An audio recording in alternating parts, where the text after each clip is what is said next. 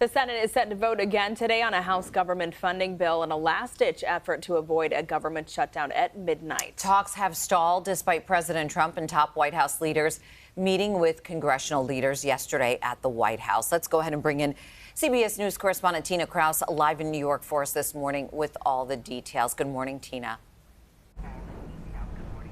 Hey, good morning, Sandra and Meredith. Well, the blame game between lawmakers is threatening to trigger the first U.S. government shutdown in almost 7 years, with Democrats and Republicans in Congress unable to agree, even as thousands of federal workers stand to be furloughed or permanently laid off.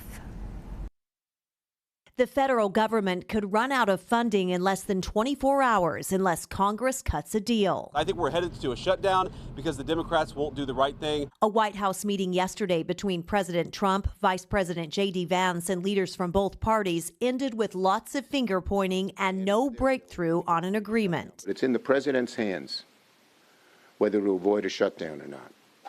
He has to convince the Republican leaders. The Republican-led House passed a short-term bill to keep the government funded at current levels through November. But congressional Democrats have put up a counteroffer to keep things running through the end of October. They also want to permanently extend Affordable Care Act subsidies, set to expire at the end of the year, and reverse funding cuts to Medicaid. House Minority Leader Hakeem Jeffries on CNN last night. This is not simply a negotiating tactic. This relates to the well-being and the health of the American people. President Trump and Republicans say the Democrats' demands are unreasonable.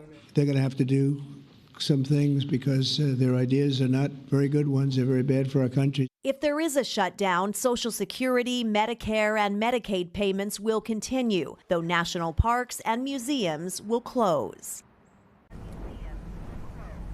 The TSA is warning if the government does shut down, we can expect long lines at airports. The U.S. Travel Association says the industry could also lose $1 billion a week because of possible disruptions at airports and railways. Sandra, Meredith.